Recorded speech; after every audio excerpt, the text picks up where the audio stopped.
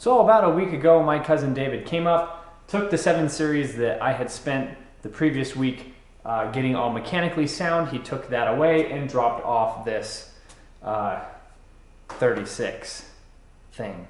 So today I would like to do a couple things on the car. I don't want to do anything mechanical right now because I spent, like I said, the whole last week doing a whole bunch of maintenance to another car. So I kind of want to do some fun stuff. So today I think what we're going to try to do is get the top down. Now I don't know how high the top goes, so I think I can get it down under the lift. If not, I'll have to pull it out and the trunk won't open. So I would like to get the trunk open and get the top down.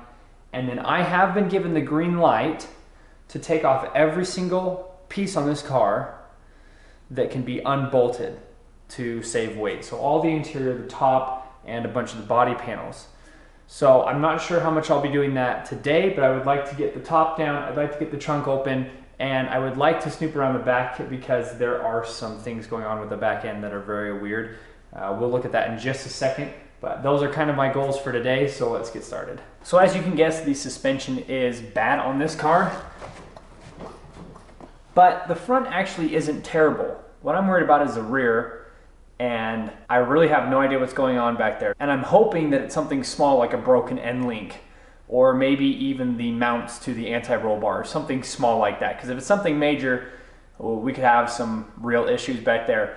But the car tracks straight and true, and it just doesn't seem like it's gonna be that big of a deal. So as you can probably guess, those are not good things to have going on with your suspension in the rear there. But again, I don't want to do a lot of maintenance today, so let's get the top down and the trunk open.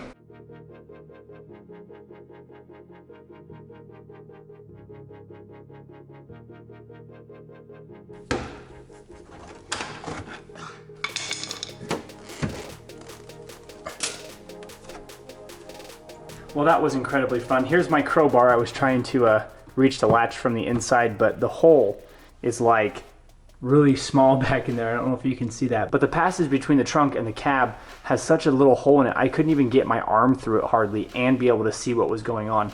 So that's why there's a crowbar in here. But this trunk, unsurprisingly, is very small. This is all to hold that top. So now that we have the trunk open, I'm actually going to take it off and get rid of it. Also, if there's any E36 owners that are watching this and you see any pieces at all that you might need for your vehicle, let me know, because obviously everything's for sale. If not, I'm going to try to post them online, and if the pieces are really bad, they're just going to go in the garbage. Well, I'm not quite sure what this is to, but this is the most complete BMW toolkit I have seen in one of these cars. It looks like we're missing something right here, maybe another Allen wrench or something, but there's a little clip where something gets stuck right there. But this is like got just about everything in it. So that's very surprising in this car. Out of all the things that surprised me, to have this kit almost complete is pretty cool. So we're gonna put this back up, and then we're gonna get the trunk removed, and then we're gonna try to get this top down.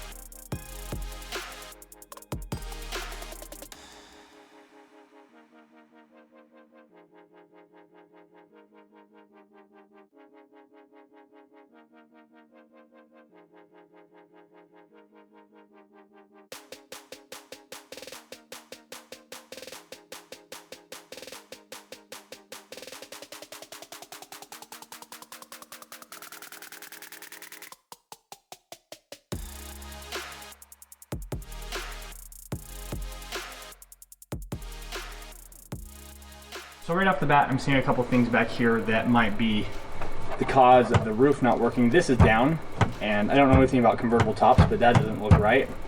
This is disconnected, so again, that doesn't look right. I don't know if it's supposed to be on this one or on this one or what. But when we go to pull the convertible top down, all it does is give me an error code, basically saying that no, I'm not even going to try. Like, I don't hear anything at all. So we're gonna go inside the cab now, and I will show you that error code, and we'll see if I can figure out what's going on with this and maybe get it to run by itself, or see if there is a manual option to get this roof down. Well, of course, as soon as I try to show everybody what it was doing, it's not going to give me an error code. So basically I was pushing down on this and then we get an error code in the dash, and I just can't quite remember what it was. But I was just looking, and right here, normally if it was manual you'd twist it and pull it back, but since it's electric, it's actually locked in place electrically and you can't take it off manually. I think, I'm hoping that's not the case, but I just was looking in here and there is a screw and a thing that says to check the manual. So I might consult the owner's manual to see if there's something in there. And then the other thing that I need to do is back over here, there's rope. You can see the rope there. I need to get rid of that rope, cut that all out, and see if we can't get the top to go down. All right, so that little screw that was here in the middle, that's the back side of where it was hooking to. That, I hope, was the key to all this. So that drops down this front piece here, and then with a couple other screws I was able to push it to the back. That's why it's so dark back there. And then now I'm going to take this motor, which has two outputs on it, one going to this side, one going to that side, and I'm hoping, based on what I've read, that this is what actually gets the top to unlock. So if I can get power to this guy here and put one output on this side, I might be able to do them both at the same time, but I'll probably do them one at a time, and then hopefully we can get this top unlocked. Once it's unlocked, we should be good to go to just remove it.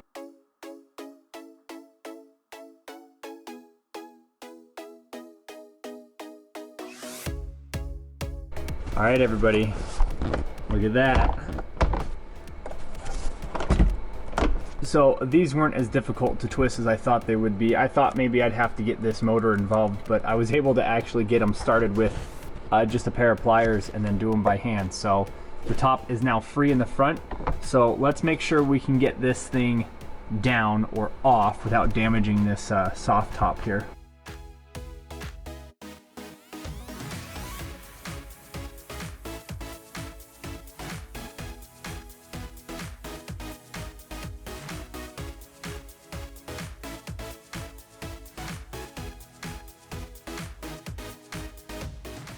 So I have the top in this position here. I have this back deck lid thing off. And then coming over here, we can see what actually has broken. So this rod goes into there, and it had actually bent and broken. So I'm really not sure what's going on here. This could have been stressed at some point, so it was like partially open and then the wind caught it, or I'm not sure what happened here. And I'm not sure what the final straw was. I don't know at what point they said, okay, we're done with the top and we're just gonna leave it up, because at some point they tied it all down and disconnected everything in the trunk to get the top to stop moving, so it was just in the upright position. So it looks like to get the top off the rest of the way, I'm going to remove this screw here, and then there is one here, and then there's one just down over there. I already have that off on the other side, so I'm hoping that with those two and this one down here, I can actually get the top to come off.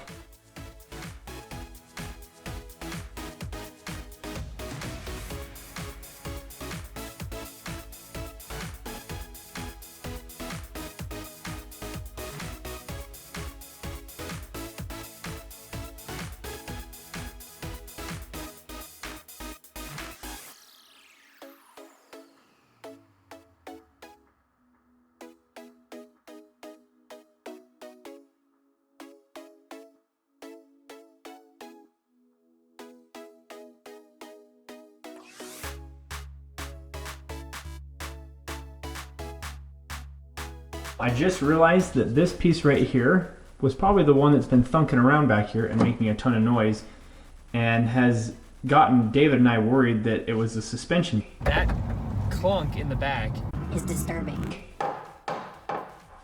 This is the piece that's been giving us our issues.